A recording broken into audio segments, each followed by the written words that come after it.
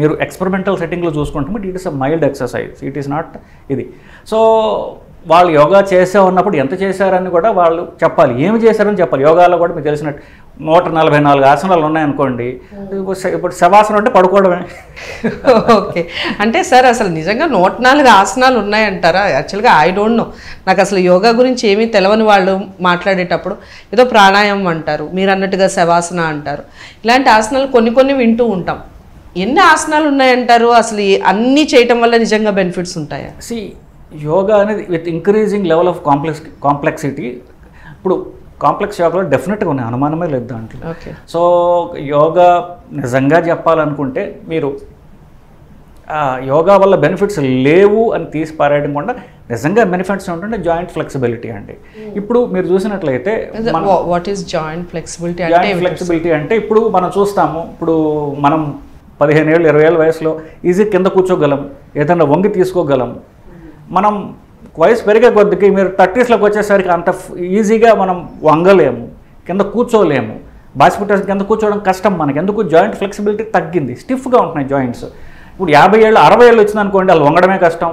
కిందది ఏమైనా తీయాలంటే ఎవరన్నా మనకు సాయం రావాలి, కొంచెం తీసి పెట్టిన కింద నేను వంగలేను, కాలు సాక్స్ వేసుకోవడం కష్టము. So joints are not flexible. Yoga వల్ల డెఫినెట్ బెనిఫిట్ అంటూ ఉందంటే జాయింట్ ఫ్లెక్సిబిలిటీ. సో ఆ ఆసనాలు వేయడం ద్వారా జాయింట్స్ ఫ్లెక్సిబుల్గా ఉంటాయి, అది క్వాలిటీ ఆఫ్ లైఫ్ పెరుగుతుందంటే అనుమానం లేదు. జాయింట్ హెల్త్, ఆర్థోపెడిక్ హెల్త్, దీనికి అంటే ఎముకల జాయింట్స్ యొక్క ఆరోగ్యానికి, ఫ్లెక్సిబిలిటీకి యోగా వల్ల ఖచ్చితంగా అది ఉపయోగపడుతుంది. బట్ క్యాలరీ బర్నింగ్ గురించి మాట్లాడితే అంత ఉండదు బేసికలీ. సో ఇప్పుడు మీరు అడిగిన ప్రశ్న ఇన్ని ఇప్పుడు నేను చెప్పినట్టుగా రిలాక్స్ అవ్వడానికి శవాసనం దగ్గర నుంచి, నిద్రపోవడానికి శవాసనం దగ్గర నుంచి, మీరు రకరకాల కుక్కుటాసన అంటారు, మయూరాసన, ఇట్లా రకరకాల కాంప్లెక్స్ ఆసనాలు చాలా ఉన్నాయి. కాంప్లెక్స్ ఆసనాలు వేయగిన వాళ్ళు మీరు చూస్తే వాళ్ళు సన్నగానే ఉంటారు, బట్ ఏమి చేస్తున్నారు అన్న దాన్ని బట్టి కూడా చాలా వరకు ఉంటుంది కదా. ఓకే, సో ఈ ఆసనాలు కాసేపు పక్కన పెడితే అసలు ఈ యోగా వలన బెనిఫిట్స్ పొందేది ఎవరు? ముఖ్యంగా మీరు కార్డియాలజిస్ట్ కాబట్టి గుండెకి సంబంధించిన వ్యాధులతో బాధపడేవారు కానివ్వండి, సర్జరీస్ ఆల్రెడీ చేసుకున్న వాళ్ళు కానివ్వండి, యోగా చేయొచ్చు అంటారా? యోగా వల్ల ఎటువంటి బెనిఫిట్స్ ఉంటాయి వాళ్ళకి? సో 2 అడిగారు, హెల్తీ పీపుల్, లేకపోతే అంతకుముందు గుండె జబ్బులు వచ్చిన వాళ్ళు, బైపాస్ ఇలాంటి వాళ్ళకి. మనం మొదటనే మాట్లాడుకున్నాం, యోగా అనేది మైల్డ్ ఎక్సర్సైజ్, దీన్ని చేయలేని వాళ్ళు అంటే ఎవరు లేరు, ఎవరైనా చేయొచ్చు. బైపాస్ అయ్యి ఇనీషియల్గా 1 మంత్ చేయలేకపోవచ్చు, కానీ ఆ తర్వాత ఎవ్రీబడి కెన్ డూ ఇట్, చేస్తే మంచిది, దీనిలో ఎట్లాంటి అనుమానం లేదు. సో బెనిఫిట్స్ ఆఫ్ యోగా అనుకున్నప్పుడు ఫ్లెక్సిబిలిటీ పెరుగుతుంది వాళ్ళకి, it's a good thing to start with.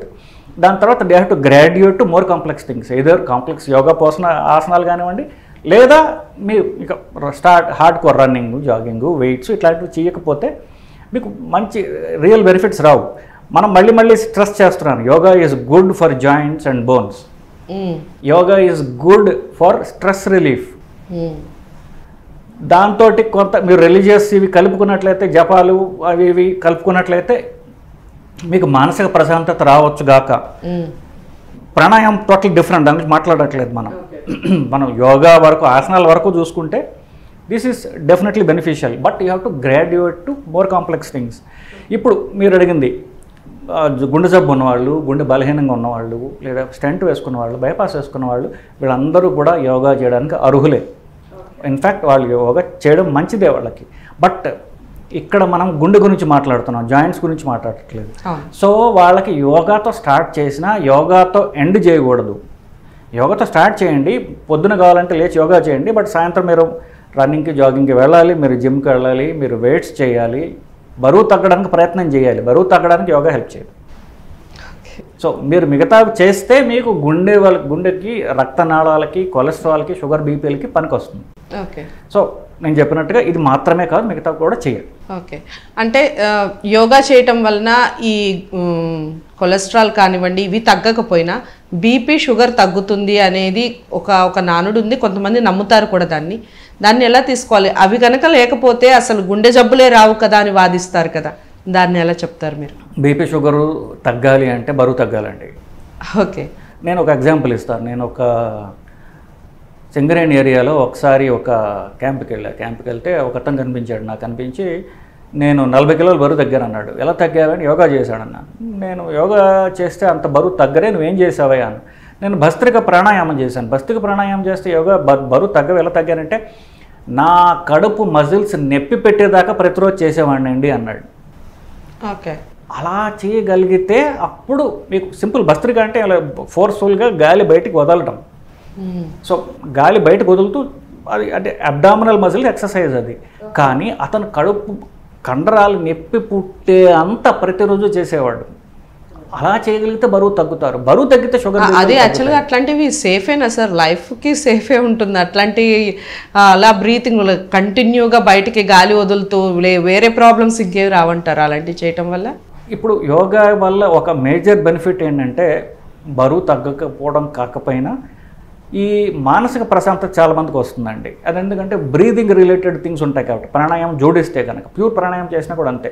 And breath slows down, mind slows down. Mind slow అయినప్పుడు యాంగ్జైటీ, డిప్రెషన్ ఇలాంటివి చాలా వరకు తగ్గుతాయి. ఓకే. కానీ ఆ అడిషనల్ బెనిఫిట్ ఉంటుంది తప్ప ఈ బరువు మీరు అడిగింది షుగర్ బీపీలు తగ్గుతాయి. షుగర్ బీపీలు తగ్గాలంటే బరువు తగ్గాలి. నార్మల్గా చేస్తే తగ్గదు. మీరు సిన్సియర్గా ఎక్కువ చేయగలిగితే, ఫర్ ఎగ్జాంపుల్ ఇప్పుడు సూర్య నమస్కారాలు తీసుకోండి, మీరు ఎక్కువ నంబర్ చేయగలిగితే లేదా కాంప్లెక్స్ ఆసనాలు వేయగలిగితే, ఏదైనా మీకు క్యాలరీస్ బర్న్ అవ్వాలి. క్యాలరీస్ బర్న్ అయితే అప్పుడు షుగర్ బీపీలు తగ్గుతాయి. ఓకే. ఇప్పుడు సేఫా అన్నారు. ఇప్పుడు యోగా అనేది అది సేఫ్ అయ్యేటట్టుగా మీరు నేర్చుకోగలిగి ఉండాలి. అంటే ఒక టీచర్ దగ్గర మీరు దీన్ని నేర్చుకోగలిగి ఉండాలి. మీరు ఇంట్లోనో యూట్యూబ్లోనో సీడీలో చూసి మీరు నేర్చుకోగలగడం అంత కాదు. సో ఏదైనా సరే మీకు ఒక టీచర్ ఉన్నప్పుడు మిమ్మల్ని గ్రాడ్యువల్గా తీసుకెళ్తారు ఆ స్టేజ్కి. అప్పుడు మీరు ఒక గంట సేపు భస్త్రిగా చేసినా, మీరు ఇలాంటి కాంప్లెక్స్ ఆసనాలు వేసినా మీరు సేఫ్గా చేయగలుగుతారు. సో మీరు యోగా చేయాలనుకున్నప్పుడు it is important to learn 1-to-1 with teacher.